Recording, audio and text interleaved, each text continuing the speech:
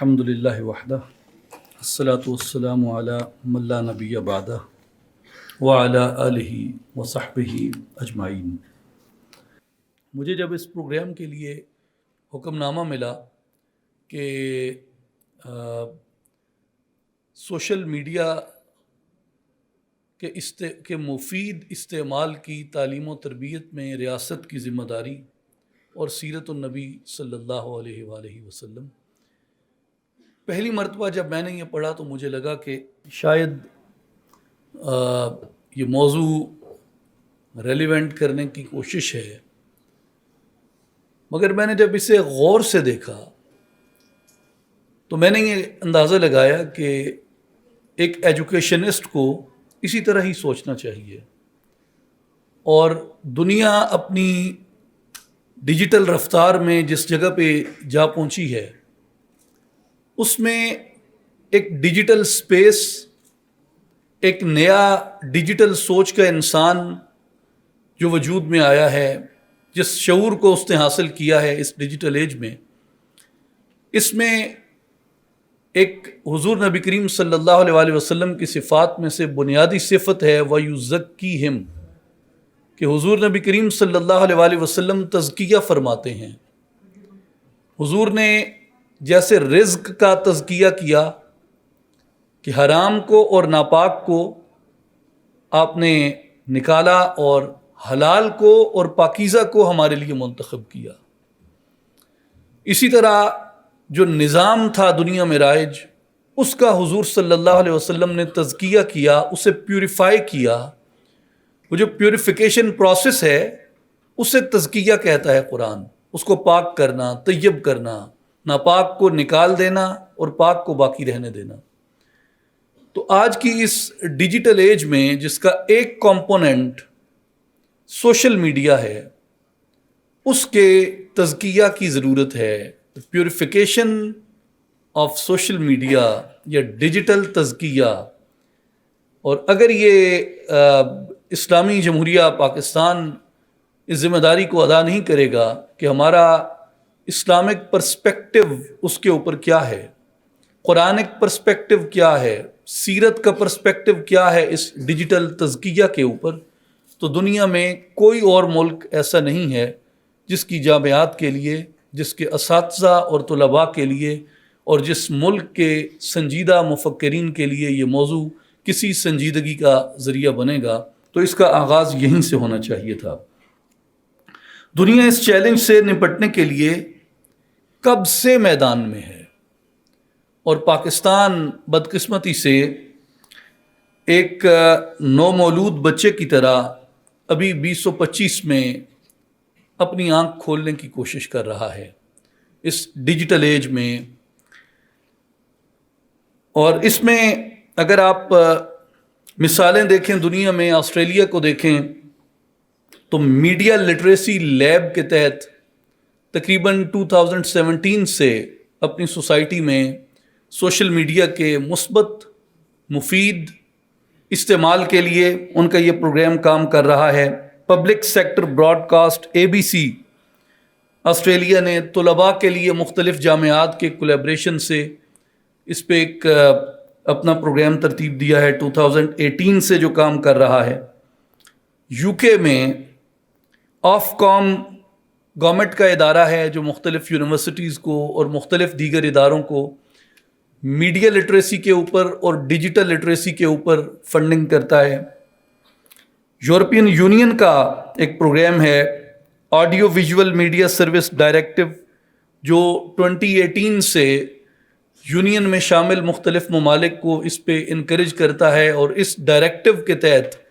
تمام ممبر ممالک پہ لازم ہے کہ وہ ہر 3 سال میں اپنی میڈیا لٹریسی رپورٹ جو ہے وہ جمع کرائیں گے یونین کے کمیشن کو۔ فن لینڈ جو 2004 سے اس کے اوپر کام کر رہا ہے، اور فیکٹس اینڈ فگرز کے ساتھ اور دنیا کی مختلف رپورٹس کے ساتھ دنیا کا نمبر 1 اپنی پرفارمنس کے لحاظ سے، اپنی ایفیشنسی کے لحاظ سے، اپنی افیکٹونیس کے اعتبار سے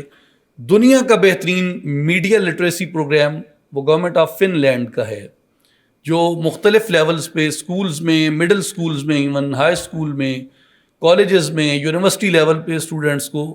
پرماننٹلی میڈیا لٹریسی کے اوپر ایجوکیٹ کرتے ہیں. اور پاکستان نے ابھی ڈیجیٹل نیشن ایکٹ 2025 میں اپنا پاس کیا ہے، جس کے تحت ڈیجیٹل اکانومی، ڈیجیٹل اتھارٹی کا قیام، ڈیجیٹل پبلک انفراسٹرکچر اور دیگر اس طرح کی چیزیں اس میں آگے آ رہی ہیں. اور اس سے آپ کو یہ اندازہ ہوتا ہے کہ پاکستان بحیثیت مجموعی اس دوڑ میں اور اس فیلڈ میں میمرز کے اعتبار سے بہت آگے ہے اور میڈیا لٹریسی کے اعتبار سے بہت پیچھے ہے. تو یہ جامعات ہیں اور اس طرح کی یونیورسٹیاں ہیں جیسے کامسیٹ ہے، یہاں یہ اس سنجیدگی کی ضرورت ہے کہ اس پہ غور کیا جائے. اور میری یہ ایک تجویز ہے کہ گورنمنٹ اس میں کیا ذمہ ادا کر سکتی ہے. میرے خیال میں جو اس طرح کا جیسے we think digital federal government کا پروگرام ہے، ایجوکیشن منسٹری کا، اور دیگر اس طرح کی جو چیزیں ہو رہی ہیں ان میں انہیں توسیع دینے کی ضرورت ہے. ان کو ایک ایکسٹینڈڈ پروگرام تشکیل دینے کی ضرورت ہے. جیسے دنیا میں ڈیجیٹل سٹیزن شپ پروگرامز مختلف جگہ پہ کیے جاتے ہیں، ایک بگر امبریلا کے تحت گورنمنٹ آف پاکستان کو اور خاص طور پہ HEC کو وفاق کی سطح پہ بھی اور صوبے کی سطح پہ بھی انہیں لازمی طور پہ ایکسٹینڈڈ شروع کرنا چاہیے سلسلہ میڈیا لٹریسی کا. ایکسٹینڈڈ ورک شاپس ہونی چاہیے. اور میری ذاتی تجویز اس میں یہ ہے کہ ہر ڈگری پروگرام میں کم سے کم 2 میں سے 1 سیمسٹر میں، ہر 2 میں سے 1 سیمسٹر میں ہر اسٹوڈنٹ کے لیے ایک ورک شاپ میڈیا لٹریسی کے اوپر اٹینڈ کرنا ضروری قرار دیا جانا چاہیے. اور ویسے جو ڈیجیٹل ایجوکیشن ہے، کیا آپ میں سے کوئی اسٹوڈنٹ والنٹیئر کرے گا؟ اگر میں ایک چھوٹا سا کویسچن پوچھنا چاہوں، کوئی اسٹوڈنٹ میری بیٹیوں میں سے یا بھائیوں میں سے؟ اچھا، وہ یہ ہے کہ پاکستان میں ڈیجیٹل ایجوکیشن کس ایج سے شروع ہوتی ہے؟ چلیں کوئی نہیں، میں عرض کر دیتا ہوں. پاکستان میں جو ڈیجیٹل ایجوکیشن ہے وہ بچے کے پیدا ہونے کے ساتھ ہی شروع ہو جاتی ہے. اس لیے آپ کسی بھی ایج سے بچے کو اگر ڈیجیٹل اویئرنیس دیتے ہیں، ڈیجیٹلی اسے آپ کانشیس کرتے ہیں، تو بچہ میرے حساب سے، میں خود ایک باپ بھی ہوں، میرے حساب سے بچے میں اتنی کیپیسٹی ہے کہ وہ اسے ابزارب کر سکتا ہے، اسے لرن کر سکتا ہے کسی بھی ایج میں ہو. وہ ایون آپ پرائمری اسکول سے شروع کر لیں. میرے خیال میں صوبائی اور وفاقی حکومتوں کو یہ سلسلہ شروع کرنا چاہیے. اور جو میڈیا لٹریسی ہے، یہ کیا ایبلٹیز آپ کے اندر پیدا کرتی ہے؟ ہم اسے سیرت النبی صلی اللہ علیہ وسلم کے تناظر میں دیکھنا چاہتے ہیں، لیکن بنیادی بات یہ ہے کہ ہم سیرت النبی صلی اللہ علیہ وسلم سے کیا ایسا سیکھیں گے، کس چیز پہ اسے اپلائی کریں گے. فنڈامنٹل پرنسپلز تو سیرت میں موجود ہیں، لیکن جو چیلنج درپیش ہے اس پہ اس کی پریکٹیکل اپلیکیشن کیسے ہوگی. مثال کے طور پہ جو میڈیا لٹریسی ہے وہ آپ میں یہ تفریق پیدا کرنے کا شعور پیدا کرتی ہے کہ سچی خبر کون سی ہے اور جھوٹی خبر کون سی ہے. یہ تصویر یا ویڈیو یا آڈیو کلپ یہ جس شخص سے منسوب کیا جا رہا ہے، آپ کیسے اسے اوتھینٹیکلی جان سکتے ہیں کہ یہ فیک ہے یا یہ اوریجنل ہے؟ کون سی خبر کیوں دکھائی جا رہی ہے؟ اس کے پیچھے اس کے مقاصد کیا ہو سکتے ہیں؟ اور جعلی خبر پھیلانے سے، نفرت آمیز مواد پھیلانے سے روکنے میں آپ کا ایک ذمہ دار شہری کے طور پہ کیا کردار ہو سکتا ہے؟ ایک مسلمان کے طور پہ، رسول اکرم صلی اللہ علیہ وآلہ وسلم سے محبت کرنے والے کے طور پہ آپ اسے کیسے روک سکتے ہیں؟ اور دوسروں کی پرائیویسی کا خیال آپ کس طریقے سے رکھ سکتے ہیں؟ اور اس کے علاوہ ایک جو بنیادی چیز اس کے ساتھ شامل ہونی چاہیے اس میڈیا لٹریسی پروگرام میں، جسے علامہ اقبال رحمۃ اللہ علیہ نے تربیت خودی کا ایک بنیادی مرحلہ قرار دیا ہے، وہ ضبط نفس ہے.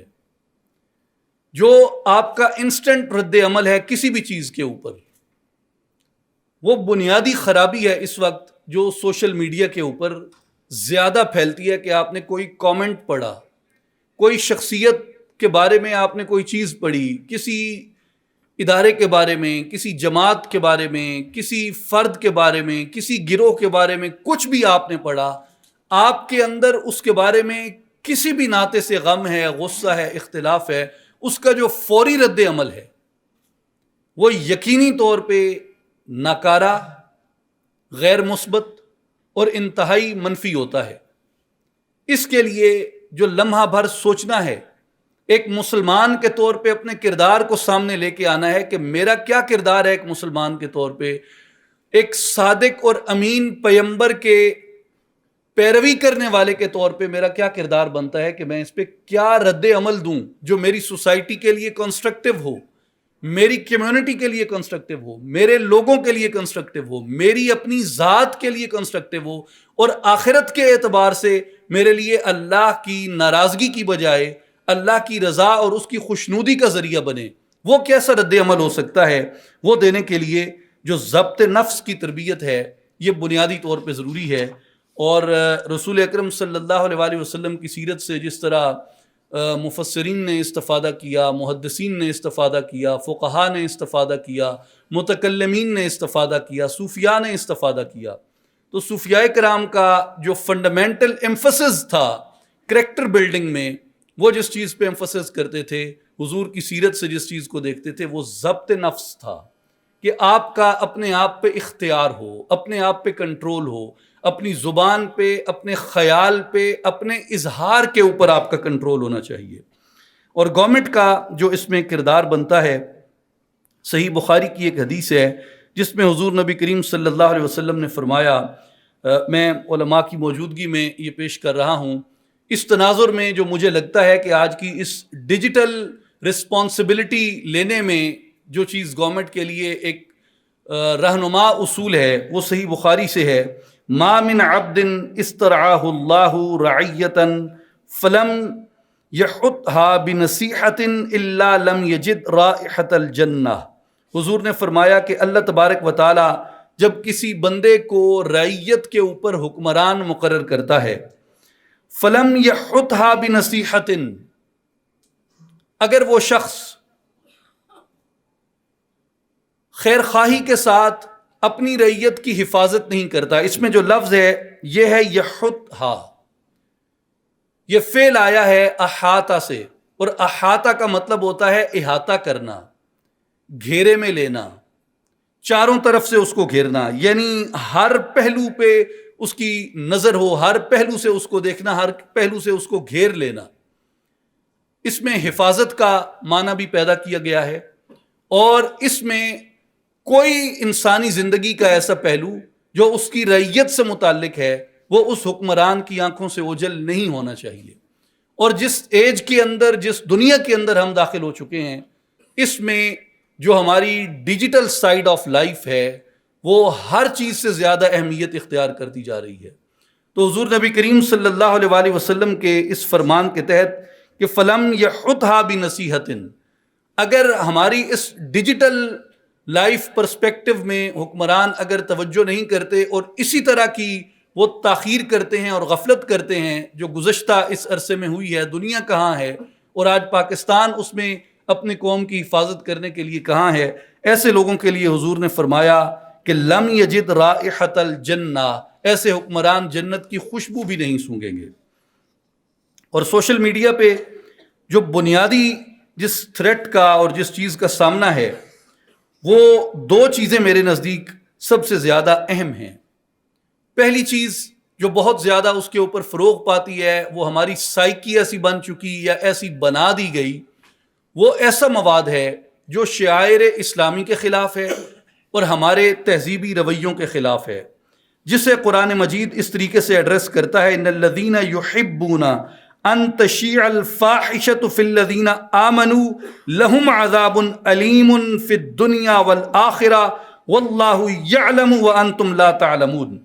وہ لوگ جو چاہتے ہیں کہ مسلمانوں میں فحاشی پھیلے، برائی پھیلے، بدکاری پھیلے، بری گفتگو پھیلے، برا چرچا پھیلے، ان کے لیے دردناک عذاب ہے دنیا اور آخرت میں، اور اللہ جانتا ہے تم نہیں جانتے کہ ان کے لیے اللہ نے کیسا عذاب تیار کر رکھا ہے، اور اس بات پہ اللہ عقاب کس لیے فرماتا ہے۔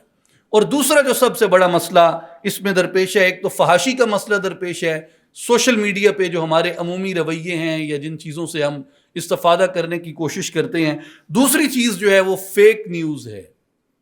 وہ کردار کشی ہے، وہ جھوٹی خبریں ہیں جن کے ذریعے اشتعال، انتشار، فساد، فتنہ، افتراق پھیلتا ہے۔ اس کے لیے قرآن مجید نے جو پرنسپل دیا سورہ حجرات میں، یا ایھا الذین آمنوا ان جاءکم فاسق بنبأ فتبینوا ان تصیبوا قوما بجہالۃ فتصبحوا علی ما فعلتم نادمین، اے ایمان والو اگر کوئی فاسق تمہارے پاس خبر لائے تو تحقیق کر لیا کرو کہ کہیں کسی قوم کو بے جا ایذا نہ دے بیٹھو، پھر اپنے کیے پہ پچھتاتے رہ جاؤ گے۔ میرے خیال میں اس کا جو پہلا حصہ ہے آیت مبارکہ کا، میں اسی پہ ایمفسس کرتا ہوں کہ اگر کوئی فاسق خبر لاتا ہے آپ کے پاس، اس کی تحقیق کرنا آپ پہ ضروری ہے۔ میں آپ کو کسی امتحان میں نہیں ڈالتا کہ میں آپ سے جواب مانگوں، آپ خود ہی اس کا جواب دیکھ لیں کہ اپنے پچھلے 3 مہینوں میں کیا آپ نے کوئی ایسی پوسٹ شیئر کی جس کے بارے میں آپ کے پاس تصدیق سے یہ بات معلوم نہیں تھی کہ یہ خبر درست ہے یا غلط ہے، اور آپ نے اسے شیئر کیا؟ اگر کوئی ایسا ہے تو ہم اپنے آپ کی اکاؤنٹیبلٹی کر سکتے ہیں کہ وہ کتاب جس کو فالو کرنے کا میں دعویٰ کرتا ہوں، جس کتاب کو فالو کرنے کی وجہ سے میں خود کو مسلمان کہتا ہوں، اس کتاب کی روشنی میں اور اس میں آنے والے فنڈامنٹل پرنسپلز جو نیوز کو لینے اور اس کو نشر کرنے کے بارے میں آپ کی اخلاقیات کو طے کرتے ہیں، آپ کے رویے کو طے کرتے ہیں، آپ کے عمل کو طے کرتے ہیں، اس کی روشنی میں آپ اور میں، ہم اجتماعی طور پہ کہاں پہ کھڑے ہیں؟ اور میرا خیال یہ ہے کہ جس طرح کی مصیبت کا ہمیں سامنا ہے، خاص طور پہ جو ٹولز ہیں، میں اب کسی کا نام نہیں لیتا، کسی بھی فورم پہ کسی ٹول کا نام قانونی طور پہ بھی شاید لینا مناسب نہیں، لیکن جو ہمارے فیمس سوشل میڈیا ٹولز ہیں جن میں شیئرنگ کی آپشن زیادہ ہوتی ہے، کاپی پیسٹ کی آپشن ہوتی ہے، ہم میں سے ہر آدمی کسی نہ کسی لمحے پہ کسی فیک نیوز کو آگے پھیلا رہا ہوتا ہے، اور یہ فنڈامنٹلی قرآنک پرنسپل کے خلاف ہے یہ بات۔ اس لیے اگر کوئی اچھی بات ہے اسے بھی تصدیق کے ساتھ پھیلانا چاہیے، جائے کہ ہم بری باتوں کو اپنے مخالفین کو رگیدنے کے لیے، اپنی فالس ایگو کو سیٹسفائی کرنے کے لیے ہم وہ چیزیں پھیلا رہے ہوتے ہیں۔ میں اب اس کی ڈیٹیل میں نہیں جاتا فلسافیکلی کہ جو میرا مخالف ہے، میں اس کے بارے میں آنے والی کسی بھی پوسٹ کے بارے میں یہ سوچتا ہوں کہ یہ سچی ہے اور یہ درست ہے، اور میں اس کو آگے پھیلاتا ہوں۔ It is just a very little satisfaction for my that false ego which is associated with that prejudice جو میرا اس شخص یا اس گروہ کے ساتھ وابستہ ہے، اور کچھ بھی نہیں ہے، صرف جھوٹی تسلی ہے دل کی، اور کچھ بھی نہیں ہے۔ اس لیے آپ کسی طبقے سے ہیں، کسی گروہ سے ہیں، سوشلی، ایتھنیکلی، لنگوسٹکلی، ریلیجیسلی، سیکٹیرینلی، کسی بھی طرح آپ کسی بھی گروہ سے ہیں، آپ کی نفس کی ایک جھوٹی انا کی جھوٹی تسکین سے بڑھ کے ایسی پوسٹوں کو شیئر کرنے سے زیادہ اس کی کوئی ویلیو اور کوئی حیثیت نہیں ہے۔ And it develop no benefit. It gives you nothing in return. حضور نبی کریم صلی اللہ علیہ وآلہ وسلم کی حدیث ہے صحیح مسلم میں، حضور نے فرمایا کفا بالمرء کذبا ان یحدث بکل ما سمع، آدمی کے جھوٹا ہونے کے لیے یہی کافی ہے کہ وہ ہر سنی ہوئی بات کو بیان کر دے، اس کی تصدیق نہ کرے۔ اسی طرح صحیح بخاری، صحیح مسلم متفق علیہ حدیث ہے، حضرت عبداللہ ابن مسعود رضی اللہ تعالیٰ عنہ اس کے راوی ہیں، نبی کریم صلی اللہ علیہ وآلہ وسلم نے ارشاد فرمایا ان الصدق بر وان البر یہدی الی الجنہ، بے شک صدق بھلائی ہے، سچائی بھلائی ہے، اور بے شک بھلائی جنت کی طرف لے کے جاتی ہے۔ وان العبد لیتحری الصدق حتی یکتب عند اللہ صدیقا، بے شک بندہ سچائی میں کوشش کرتا ہے یہاں تک کہ اللہ کے ہاں اسے صدیق لکھ دیا جاتا ہے۔ حضور نے کہا جھوٹ گناہ ہے، اور بے شک گناہ آگ کی طرف لے کے جاتا ہے۔ وَإِنَّ الْعَبْدَ لَيَتَحَرَّ الْكِذْبَ حَتَّى يَكْتُبَ كَذَّابًا، اور جو شخص مسلسل جھوٹ بولتا رہتا ہے اللہ تبارک و تعالیٰ اسے اپنے دفتروں میں کذاب کے طور پہ لکھ دیتا ہے۔ تو سچ اور جھوٹ جو ہے آج کی دنیا میں وہ ہمارے لیے زیادہ اہمیت اختیار کر گیا ہے۔ جب کمیونیکیشن کے ذرائع کم تھے، انسانی تعامل میل رہتا تھا، ہر چیز فلٹرائزڈ ہوتی تھی۔ اگر ہر چیز فلٹرائزڈ نہیں بھی ہوتی تھی، majority part of our talking, ہمارے لفظ وہ فلٹرائزڈ ہوتے تھے، کوئی نہ کوئی اسے دیکھ رہا ہوتا تھا۔ مثال کے طور پہ یہ جو پوڈیم ہے،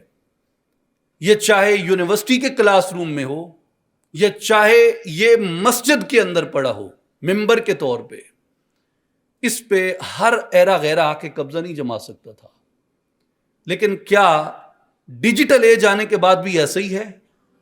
کیا سوشل میڈیا آنے کے بعد بھی ایسا ہی ہے؟ کوئی آدمی آپ سے بات کر رہا ہے دین کے بارے میں، اس کے کریڈینشلز کیا ہیں؟ کن کریڈینشلز کے اوپر وہ بات کر رہا ہے؟ اس پہ بڑی وسعت کے ساتھ بات کی جا سکتی ہے، اسپیشلی اس وقت جو انتشار پاکستان میں ہے۔ ایسے لوگ بھی بیٹھے ہیں ممبر بنا کے سوشل میڈیا کے اوپر جن کی کوئی کریڈینشلز ہیں ہی نہیں، لیکن وہ بات کر رہے ہیں۔ تو جو فلٹرائزیشن پروسیس ہے وہ بہت مشکل ہو گیا ہے، اور سوائے اس کے کہ آپ کی اپنی انٹیگریٹی انٹیکٹ ہے، اس کے علاوہ اس کا کوئی پیمانہ مقرر نہیں کیا جا سکتا کہ آپ جھوٹ کے فروغ کو روک سکیں۔ آپ کو صدیق بننا چاہیے، رسول اللہ صلی اللہ علیہ وسلم کی اس حدیث مبارکہ کے تحت سچ کو پھیلائیں، اور کذاب نہیں بننا چاہیے، ہر سنی ہوئی بات کو نہیں پھیلانا چاہیے۔ اور حضور نبی کریم علیہ الصلوۃ والسلام نے ایک اور اصول عطا فرمایا، جسے امام ترمذی نے عبداللہ ابن مسعود رضی اللہ عنہ سے روایت کیا۔ حضور علیہ الصلوۃ والسلام نے فرمایا، لیس المؤمن بالطعان ولا اللعان ولا الفاحش ولا البذی۔ جو مومن ہے اس کی نشانی کیا ہے؟ مومن تانا زن نہیں ہوتا، تانے دینے والا نہیں ہوتا، مومن لعنتیں کرنے والا نہیں ہوتا، مومن فحاشی کی بات کرنے والا نہیں ہوتا، اور مومن ولل بذی، مومن گالیاں بکنے والا نہیں ہوتا، فضولیات بکواسیات کرنے والا نہیں ہوتا۔ اسی طرح قرآن مجید نے یہ ارشاد فرمایا، والذین یؤذون المؤمنین والمؤمنات بغیر ما اکتسبوا فقد احتملوا بہتانا واثما مبینا۔ جو لوگ ایمان والے مردوں کو اور ایمان والی عورتوں کو بلا خطا ایذا پہنچاتے ہیں تو بے شک انہوں نے بہتان کا اور کھلے ہوئے گناہ کا بوجھ اپنے سر اٹھایا ہے۔ جو آدمی کسی شخص پہ بہتان لگاتا ہے وہ تو گناہ کا مرتکب ہوتا ہی ہے۔ جو شخص اس بہتان کے بلا تصدیق فروغ میں معاون اور اعلی کار بن رہا ہے وہ اس کے ساتھ کا مجرم ہے اور اس کے ساتھ کا ذمہ دار ہے اس گناہ کی ترسیل کے لیے۔ اور ایک آخری پارٹ جو میں گفتگو کے حوالے سے کہ سوشل میڈیا کے اوپر ہماری دیگر بہت سی ایکٹیویٹیز میں جو ایک بنیادی بات گفتگو ہے اس کے حوالے سے میں عرض کرنا چاہتا ہوں کہ گورنمنٹ کی اس میں رسپانسبلٹی ہے کہ گورنمنٹ ایسے لوگوں کو پنش کرے کہ جو صحیح لوگ ہیں، جو شرافت سے، حیا سے، شرم سے، عزت سے، مروت سے رہتے ہیں، جو ہمارے بنیادی اصول ہیں ہماری ثقافت کے، ہماری معاشرت کے، ہماری تہذیب کے، اس خطے کے جس میں ہم رہتے ہیں، جو انہیں وائلیٹ کرتے ہیں۔ گورنمنٹ کی رسپانسبلٹی بنتی ہے اس تہذیب کو، اس کلچر آف مروت کو انٹیکٹ کرنا، اس کلچر آف حیا کو انٹیکٹ کرنا، اس کلچر آف نرم گوئی کو انٹیکٹ کرنا۔ یہ فنڈامنٹل رسپانسبلٹی ہے گورنمنٹ کی۔ ابھی گو کہ سائبر کرائم ایکٹ وغیرہ اور اس طرح کی دیگر چیزیں بن رہی ہیں، پہلے اس کو صرف FIA دیکھتا تھا، انہوں نے اس کو پہلے اس کا ایک ونگ تھا، اب اس کو انہوں نے ایک علیحدہ ڈپارٹمنٹ بنا دیا۔ آہستہ آہستہ وہ چیزیں آ رہی ہیں، لیکن ایک عام آدمی اس سے براہ راست کیسے فائدہ اٹھا سکتا ہے؟ اس پہ گورنمنٹ کو سوچنا چاہیے، اور میرا خیال ہے کہ یہ تعلیمی ادارے اس کے لیے ایک بہترین تجویز دے سکتے ہیں۔ I personally practice in فقہ الحنفی، اور احناف کے نزدیک اس لیے میں اپنا اوپینین آپ کو دے رہا ہوں۔ آپ اگر مختلف فقہیں پریکٹس کرتے ہیں آپ اپنے اصول سے اس کی بازیافت کر سکتے ہیں۔ ہماری کتاب ہدایہ جو شیخ الاسلام برہان الدین المرغنانی رحمہ اللہ کی ہے، جس میں بنیادی حدود، تعزیرات اور دیگر مسائل کو اس میں ڈیفائن کیا گیا ہے۔ انہوں نے کتاب الحدود میں یہ فرمایا ہے کہ اگر کوئی آدمی کسی شخص پہ زنا کی تہمت لگاتا ہے، جھوٹ بولتا ہے اس کے اوپر، تو انہوں نے فرمایا کہ فواجبت تعزیر، اس کے اوپر تعزیر لازم ہے، اور تعزیر میں جو ہے وہ قاضی کے پاس ثوابدید ہے کہ وہ اسے کوڑے لگائے یا اسے قید کر دے۔ میرے نزدیک گورنمنٹ آف پاکستان کی یہ رسپانسبلٹی بنتی ہے کہ وہ لوگ جو کسی پہ بھی تہمت لگائیں کسی بھی ڈیجیٹل پلیٹ فارم کے اوپر، ان کے اوپر تعزیر جاری ہونی چاہیے۔ اس کے علاوہ امام مرغنانی نے یہ لکھا ہے کہ اگر کوئی آدمی کسی کو ایسی گالی کے ساتھ مخاطب کرتا ہے جو وصف اس میں نہیں پایا جاتا، یہ بھی تہمت کے زمرے میں آتا ہے۔ انہوں نے اس کی مثالیں دیں، جیسے کوئی کسی کو کہتا ہے یا فاسق اور وہ شخص فاسق نہیں ہے، وہ کہتا ہے یا کافر اور وہ شخص کافر نہیں ہے، وہ کہتا ہے یا خبیث اور وہ شخص خبیث نہیں ہے، اور وہ کہتا ہے یا سارق اور وہ شخص چور نہیں ہے، تو صاحب ہدایہ کے نزدیک، احناف کے نزدیک اس طرح کی گالی دینا بھی تہمت کے زمرے میں آتا ہے، لِأَنَّهُ آذَاهُ وَأَلْحَقَ الشَّيْءَ بِهِ، کیونکہ انہوں نے اسے تکلیف دی، ایذا دی، اور ایک برائی کو اس کے ساتھ منسوب کیا، ایسی چیز کو منسوب کیا جو اس میں نہیں پائی جاتی تھی، تو یہ بھی تہمت کے زمرے میں آتا ہے۔ اس کے اوپر بھی حکومت پہ یعنی قاضی پہ لازم ہے کہ اس پہ تعزیر جاری کرے، اور تعزیر میں اسے کوڑے لگنے چاہیے یا اس کو جیل میں بند کرنا چاہیے۔ اسی طرح اسی باب میں صاحب ہدایہ نے کہا ہے وَلَوْ قَالَ يَا حِمَارُ وَيَا خِنْزِيرُ قِيلَ فِي عُرْفِنَا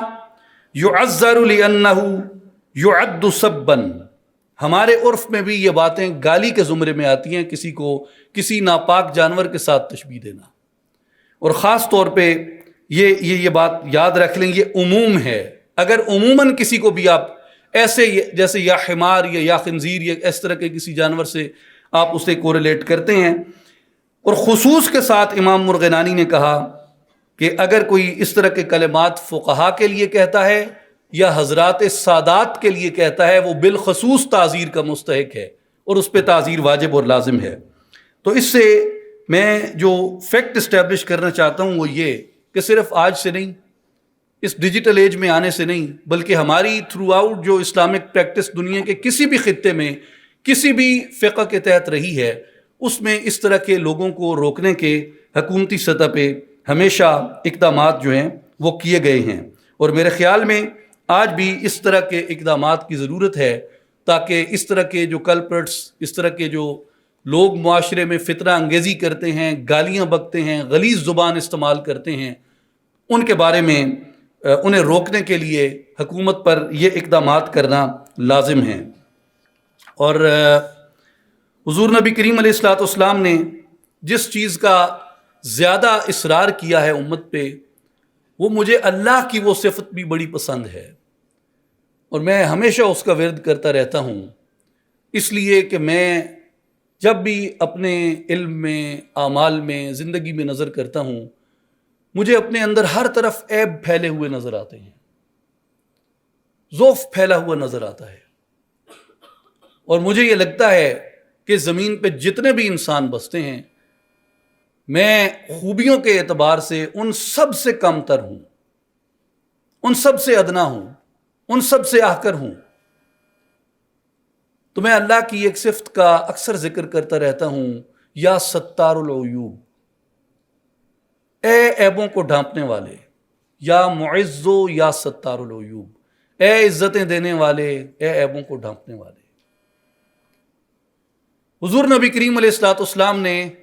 اپنے امتیوں کو جو چیز سکھائی ہے وہ دوسرے بھائی کا عیب پھیلانا نہیں، بلکہ اللہ کی صفت سے متصف ہوتے ہوئے، اللہ کے اخلاق سے متخلق ہوتے ہوئے حضور نے عیب ڈھانپنا سکھایا ہے، ستر پوشی سکھائی ہے۔ یہ بشارت سن لیجئے، اور میں اس کے بعد بالکل اختتام کرتا ہوں اپنا وقت، میں اپنے وقت سے مراد آج کی گفتگو کا اپنا وقت پورا کر چکا ہوں۔ متفق علیہ حدیث ہے بخاری اور مسلم شریف میں، حضور نے فرمایا وَمَن سَتَرَ مُسْلِمًا سَتَرَهُ اللَّهُ يَوْمَ الْقِيَامَةِ، جو شخص اپنے کسی مسلمان بھائی یا بہن کا عیب ڈھانپتا ہے، اللہ قیامت کے دن اس کے عیب ڈھانپے گا۔ تو ہم میں سے جو بھی اس بات کی طلب رکھتا ہے، چاہت رکھتا ہے کہ اللہ تبارک و تعالی ہمارے عیب ڈھانپے، تو اسے یہ چاہیے کہ وہ اپنے مسلمان بھائیوں کے اور بہنوں کے عیب ڈھانپے۔ کوئی آپ کا سیاسی مخالف ہے، کوئی آپ کا مسلکی مخالف ہے، کوئی آپ کا کسی بھی طرح سے مخالف ہے، کسی کی عیب جوئی نہ کریں، کسی کی بری بات کو فروغ نہ دیں۔ آپ لوگوں کے عیب ڈھانپیں، اللہ آپ کی عیب ڈھانپے گا۔ اور آخری بات جو میں عرض کرنا چاہتا ہوں وہ صحیح مسلم کی حدیث ہے، جو میں کانسرٹس یونیورسٹی ساہیوال کی انتظامیہ کو تحسین کے طور پہ عرض کرنا چاہتا ہوں، اور گورنمنٹ کو اور خاص طور پہ HEC کو بھی اس حدیث پاک سے عرض کروں گا کہ اگر آپ اس طرح کے میڈیا لٹریسی پروگرام کو فروغ دیتے ہیں یونیورسٹی لیول پہ، جامعات کے لیول پہ، اور ہمارے دیگر جو ایجوکیشن بورڈز ہیں وہ اپنی اپنی جورسڈکشن میں اسے پروموٹ کرتے ہیں، تو آپ کے لیے اس میں حضور کی طرف سے اجر کا وعدہ ہے۔ قال رسول اللہ صلی اللہ علیہ وآلہ وسلم من دل علی خیر فلہ مثل اجر فاعلہ، جس نے بھلائی کا راستہ دکھایا، جس نے بھلائی کا راستہ دکھایا اس کے لیے اتنا ہی اجر ہے جس نے بھلائی کی۔ کانسرٹس یونیورسٹی نے ہمیں بھلائی کے راستے دکھانے کے لیے اس سیرت النبی صلی اللہ علیہ وآلہ وسلم کانفرنس کا انعقاد کیا ہے۔ آپ کے لیے اتنا ہی اجر ہے جتنا کوئی بھلائی کرنے والے کے لیے اجر ہے۔ اور ہمارے ارباب اختیار، ہماری گورنمنٹس، ہمارے ادارے، تعلیمی ادارے اور تعلیم سے وابستہ ادارے اگر اس بھلائی کو فروغ دیتے ہیں، وہ یقیناً سب کے لیے باعث خیر ہوگا، اور نیکی کرنے والے جتنا اجر انہیں بھی ملے گا۔ میں اختتام سے پہلے ایک بار پھر آنریبل ڈائریکٹر صاحب کا، فیکلٹی کا، کنویننگ کمیٹی کا بہت شکریہ ادا کرتا ہوں۔ آپ نے میرے جیسے عاجز آدمی کو اتنے بڑے موضوع کے لیے گفتگو کرنے کے لیے شرف بخشا۔ اللہ تعالیٰ آپ کو اجر خیر عطا فرمائے۔ ان اللہ و ملائکتہ یصلون علی النبی یا ایھا الذین آمنوا صلوا علیہ وسلموا تسلیما۔ اللہم صلی علی سیدنا و مولانا محمد وعلی آل محمد وبارک وسلم، وآخر دعوانا ان الحمد للہ رب العالمین۔